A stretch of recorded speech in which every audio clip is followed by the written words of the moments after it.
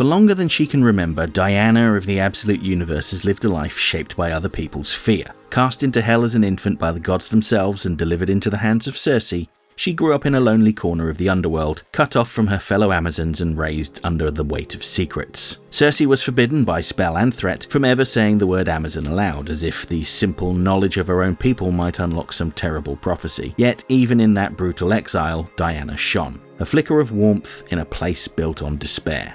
She learned to wield blades, spells, and the kind of wisdom born from watching others crumble under cruelty, and she used each of those gifts sparingly, always preferring mercy over might. When she finally broke free of Hell's boundaries and reached Gateway City, she did what Diana always does. She defended people, standing between humanity and the Tetracide, a colossal demon that devoured minds, bodies, and souls. With courage enough to shame the gods who feared her, and with the support of the people she inspired, she brought the creature down. Now settled in the mortal world, she built herself a temple tucked away in the wilderness, a place where she can listen for supernatural danger and respond before anyone else has to suffer. This led her to Area 41, a military facility built atop a sprawling ancient labyrinth, housing creatures and outcasts. Within its twisting depths, she discovered Io, an Amazon blacksmith long presumed lost. Freeing her should have led to a reunion, but the moment Io stepped into the open air, she was struck by lightning and hurled back to Themyscira. When she arrived, she shocked the Queen with news that Diana, long thought dead, was alive.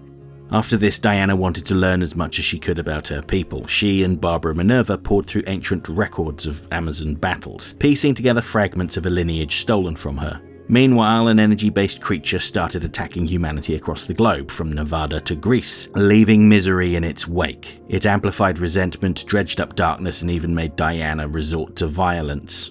When Diana finally confronted the entity at Delphi, once believed to be the center of the world, it revealed its true nature.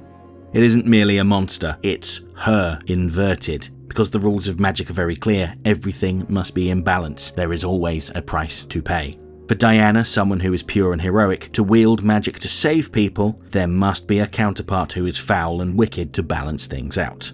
And that's where Absolute Wonder Woman 14 begins. Diana standing face to face with an enemy that exists because she exists. Diana immediately notes the power of her foe. In fact, it actually seems to be far stronger than she is. Not really all that balanced, but what can you expect in a world created by Darkseid? Knowing that she can't beat it in a hand-to-hand battle, Diana resorts to casting a sleeping spell on it, which doesn't knock it out, but causes it to flee. At this point, Diana is visited by a spectral version of Zatanna, who we last saw locked up in Veronica Cale's SS-1 facility. For those that struggle with reading her backwards magical speaking, here's what she said. "Wow, those eyes hit like a Mack truck, huh? With my apologies, Princess. Diana of the Wild Isles, Princess of Hell, daughter of Circe, last of the Amazons, I bind you to me while in my presence your voice is mine alone."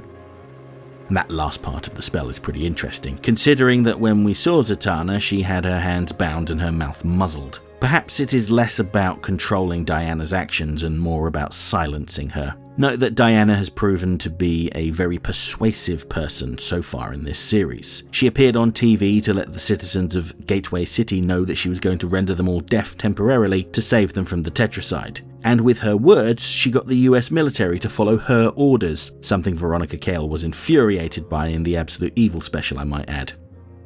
Just as quickly as Zatanna appears, she vanishes, and likely not because Diana successfully warded her off. It's more likely that her spell was successfully cast. More on that to come in Absolute Wonder Woman 16, no doubt.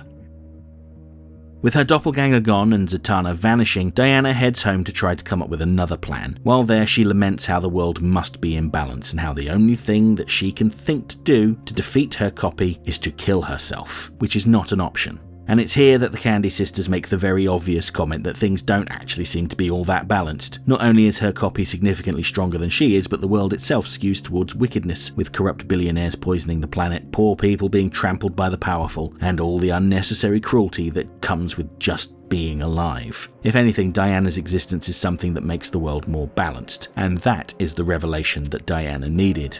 When she next faces her shadow, Diana lets it brutalize her, causing her to bleed heavily. This is the offering that she will make to request an audience with Gaia. In Greek mythology, Gaia is the primordial Earth Mother, one of the first beings to emerge out of chaos. Where other gods squabble over kingdoms and petty vendettas, Gaia is the kingdom. Soil, stone, mountains, and the tectonic grumbles beneath our feet. She begat the Titans, making her the grandmother of the Olympians, and she was one of the few beings feared by Zeus. Whenever the gods got up to too much mischief, Gaia would restore the balance by creating some hideous beast to bring them into line. And that's really what Diana wants from Gaia. Upon being given an audience, Diana is dragged to what is essentially the center of the earth and bound in vines. Her first instinct is to resist and break free, possibly a lingering effect of being in the presence of the doppelganger, but she quickly realizes that aggression isn't going to help her here. Instead, she must submit. Diana beseeches her to do something about this unfair imbalance. Initially, Gaia is not pleased to see Diana and doesn't appreciate her questioning the balance of Earth. As far as she's concerned, everything is as it should be. But when Diana asks her to actually look at what's going on in the world, Gaia is appalled by what she sees. Deforestation, starvation, war. In a nice bit of interconnectivity, we see the peacemakers from Superman opening fire on people and the party animals from Batman running wild.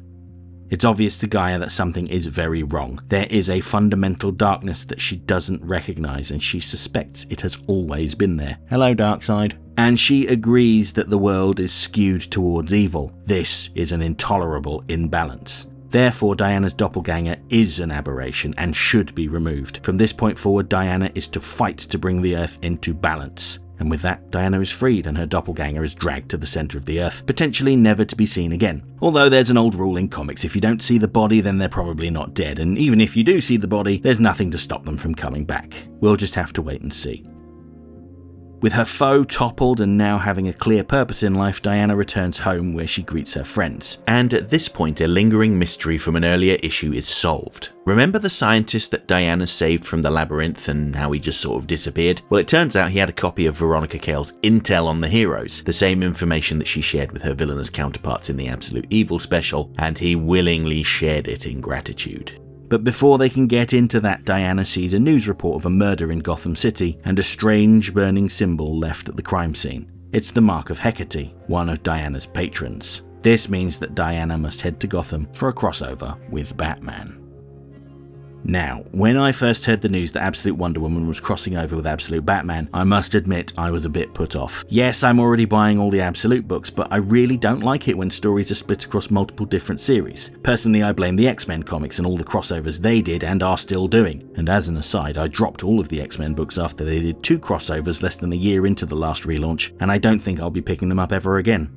But in a recent interview with Casually Comics, linked to in the info button, Scott Snyder confirmed that the Batman and Wonder Woman issues are standalone stories. You can read them on their own if you want, and you won't be missing out on anything. They are 2 separate stories. If you're reading both books, then great, you'll have added context, but you don't have to read both, which I think is the right way to handle a crossover, but I guess we'll see next issue. Getting back to the contents of this issue, I think the real significance here is that Diana now has a purpose. A clear mission statement and another deity on her side. Since she escaped from hell, she has gone from one calamity to another, just responding to threats as and when she became aware of them. But now she knows there is an underlying threat behind everything, and she will stand against them. I'm sure she'll continue putting out the metaphorical fires as she comes across them, but at the same time she'll dedicate her energies to solving the root cause and bring balance to the world. And now that she has Cale's intel on the other heroes, I think she will be the one to unite the heroes to achieve that very same goal. Absolute Wonder Woman 14 is available now from all good comic shops. I would encourage you to research your local comic shop, and if you don't have one, I'm certain there are dozens of good stores nearby that would be happy to mail you your comics. If you're opposed to the idea of cluttering up your home with comic books, then you can get this comic digitally from places like Amazon as well as Neon Ichiban, a new digital comic retailer from the founders of Comixology. Personally, I prefer physical comics, but I do love the convenience of having thousands of comics accessible from my phone, but you do what works best for you.